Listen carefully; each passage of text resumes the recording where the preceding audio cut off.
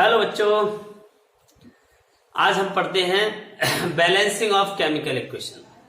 11वीं क्लास में एक मोस्ट इंपोर्टेंट टॉपिक है ये। इक्वेशन को बैलेंस कैसे करते हैं। वैसे इक्वेशन को बैलेंस करने के हमारे पास 4 मेथड्स होते हैं, जिसमें एक तो हिट एंड ट्रायल मेथड, दूसरा आयन इलेक्ट्रॉन मेथड, एक ऑक्सीडेशन नंबर मेथड और फोर्थ होता है हाफ रिएक्शन मेथड। फिलहाल इस टॉपिक में हम सिर्फ एक ही मेथड का डिस्कशन करेंगे और ये है आपका हिट एंड ट्रायल मेथड। बड़ा ही सरल मेथड होगा, hit and trial method of balancing equation.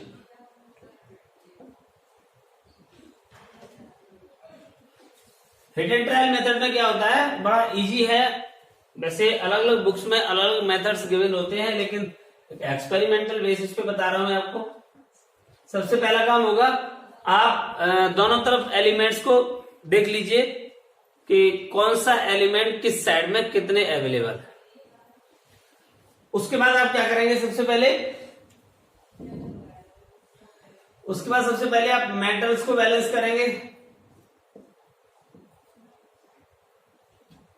Metal को बैलेंस कर लीजिए। उसके बाद आप नॉन मेटल को बैलेंस करिए।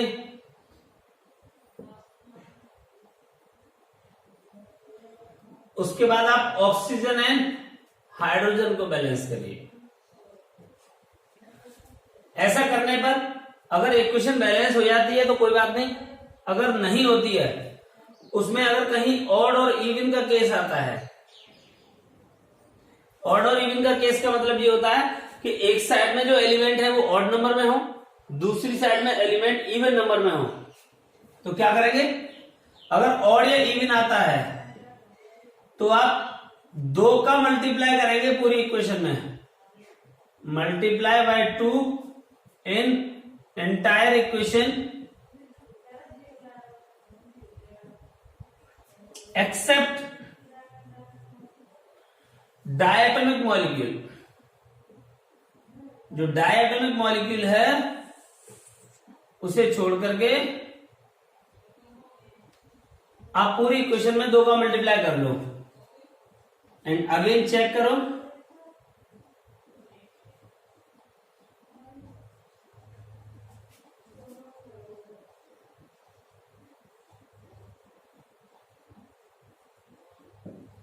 दोनों को चेक करके फिर से देखेंगे तो इक्वेशन बैलेंस हो जाएगी किसी सूटेबल नंबर से मल्टीप्लाई करने पर। तो ये टॉपिक हमें ध्यान रखना होगा कि सबसे पहले मेटल बैलेंस किए, फिर नॉन मेटल, फिर ऑक्सीजन या हाइड्रोजन जो भी है। बस एक बात याद रखेंगे कि जो भी डायटोमिक एलिमेंट होगा उस डायटोमिक एलिमेंट को हम लोग सबसे लास्ट में बैलेंस करेंगे, ये ध्यान रखना होगा। अगर उसको बैलेंस करने पर ऑड इवन केस आता है तो डायटोमिक को छोड़ करके पूरी इक्वेशन में 2 का मल्टीप्लाई कर देंगे। उसके बाद फिर से बैलेंसिंग चेक करके जो रिक्वायर्ड नंबर होगा उसे लगा के इक्वेशन को बैलेंस कर लेते हैं। देखते हैं कुछ एग्जांपल, थोड़ा सरल से कठिन की ओर चलेंगे। सबसे पहले मैं एग्जांपल ले लेता हूं KClO3। हीट करने से बनाता है KClNO2। देखिए यहां पे पोटेशियम एक मेटल बराबर, नॉन मेटल में क्लोरीन 1 है, यहां क्लोरीन भी 1 है, वो भी बैलेंस है। यहां ऑक्सीजन 3 है, यहां ऑक्सीजन 2 है, मतलब ये ऑड नंबर, ये इवन नंबर। ये यहां पे डायटोमिक है, तो डायटोमिक को छोड़ करके पूरी इक्वेशन में 2 का मल्टीप्लाई करेंगे। 2 का मल्टीप्लाई किया हमने। अब फिर से चेक करेंगे, पोटेशियम बराबर, क्लोराइड बराबर, ऑक्सीजन 3 2 या 6, यहां पे ऑक्सीजन 2 है, आगे 3 लगा दो, इक्वेशन बैलेंस हो गया। आई होप ये क्लियर हो गया होगा। दूसरा एग्जांपल देखते हैं हम, KMnO4 plus H2SO4 on heating. ये मेटल है, इसके नॉन मेटल से रिएक्शन करेगा K2SO4। ये मेटल इसके नॉन मेटल से करेगा MnSO4। इसका पॉजिटिव पार्ट इसके नेगेटिव पार्ट से रिएक्शन करेगा H2O। ऑक्सीजन एक्सेस में है, O2 बचेगा। चलिए इसे बैलेंस करते हैं। पहले एलिमेंट देखिए, पोटेशियम यहाँ 1 है, यहाँ 2 है। पोटेशियम को बराबर करने के लिए मैंने इसमें 2 का मल्टीप्लाई कर दिया। ऐसा करने से पोटेशियम 2 हो गए, लेकिन Mn भी 2 हो गए। Mn को बैलेंस करने के लिए Mn के आगे 2 लगा दिया। मेटल बैलेंस हो गया हमारा। अब आएगा नॉन मेटल। नॉन मेटल में ऑक्सीजन और हाइड्रोजन के अलावा यहाँ पर सल्फर दिखाई दे रहा है। यहां पर सल्फर देखेंगे 2 और 1 3, इसके आगे 2 लगा हुआ है तो 2 ये हो गए, 2 और 1 3। यहां पर 1 है, इसके आगे 3 लगा दो, सल्फर बराबर हो जाएगा। सल्फर यानी कि मेटल बैलेंस हुआ, नॉन मेटल हुआ। अब नंबर आएगा ऑक्सीजन और हाइड्रोजन का। तो जैसा मैंने रूल्स में बताया था कि जो डायएटॉमिक होगा वो सबसे लास्ट में बैलेंस होगा। तो हमारे पास डायएटॉमिक ऑक्सीजन है, तो ऑक्सीजन को छोड़ दो, हाइड्रोजन को पहले बैलेंस करते हैं। 3 2 जा 6 होगा, यहाँ पे 2 है, 3 लगा दो, 3 2 जा 6 हो जाएगा। अब आता है ऑक्सीजन, 4 2 जा 8, 4 3 जा 12, टोटल 20 ऑक्सीजन। 4 2 जा 8 प्लस 4 12, 12 प्लस 3 15 प्लस 2 17, इधर 20 इधर 17, मतलब एक तरफ इवन नंबर एक तरफ ऑड नंबर। अब हम क्या करेंगे, डायटोमिक को छोड़ करके पूरी इक्वेशन में 2 का मल्टीप्लाई करते हैं। तो 4 KMnO4, 6 H2SO4, 2 K2SO4, 4 MnSO4 plus 6 H2O। O2 को अभी 10 की 10 छोड़ा है हमने,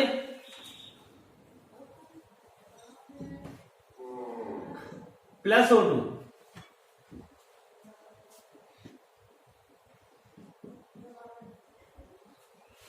यहां पे आप देखिए,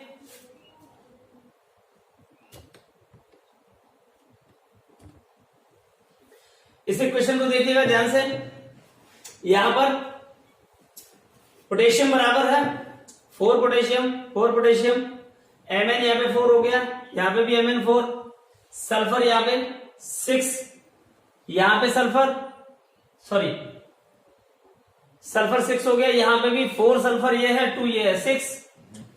हाइड्रोजन 6 2 जा 12, 6 2 जा 12, ऑक्सीजन 6 4 जा 24, 4 4 जा 16, 40 हो गया। यहाँ ऑक्सीजन हो गया 4 2 जा 8, 4 4 जा 16, 24, 24 प्लस 6 30। इस साइड में 30 या 40, 10 कम है, इसके आगे 5 लग जाएगा, इक्वेशन बैलेंस हो गई। एक और लास्ट एग्जांपल देखते हैं इसका।